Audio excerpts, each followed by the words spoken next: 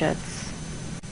The delicate balance between staffing adequately and overstaffing can make or break your business.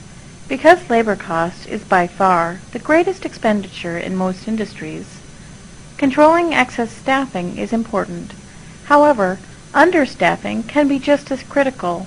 Avoid the higher overtime costs, production problems, and regulatory problems that can be caused by understaffing with coverage budgets. Coverage budgets help you to maintain that balance between over and understaffing by providing labor ratios tailored especially for your organization.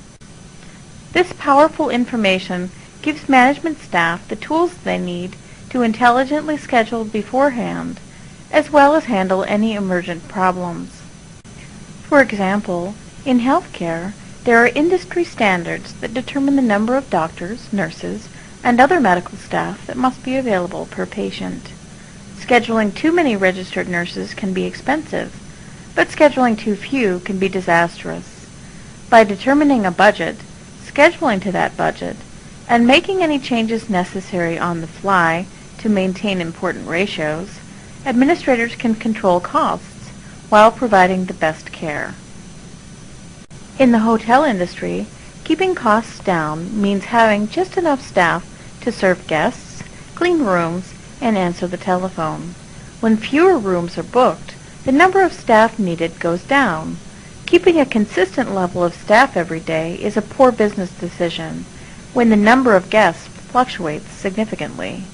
In this example, the budget manager can go to the budget entry screen to type in a number of labor hours to expend for April. This can just as easily be budget dollars or another figure.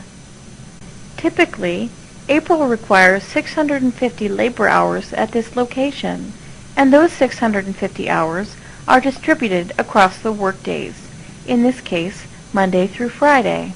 Let's boost the number of hours needed for Fridays to 32, since Friday hours are extended.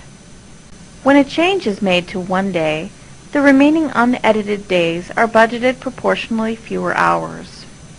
The top of each day shows the actual, budgeted, and scheduled labor hours, as well as the difference between the actual hours and the budgeted hours, and the difference between the scheduled hours and the budgeted hours. When scheduling, it is important to keep the number of scheduled hours as close as possible to the budgeted hours. On Monday, 5.5 fewer hours are scheduled than budgeted. We need to add another employee to cover those hours, or the employees on the short-staffed day may be forced to work expensive overtime. You can see how these types of costs can add up for larger and larger groups of employees. However, any size organization can benefit from coverage budgets. I schedule Austin, and the figures at the top are changed accordingly.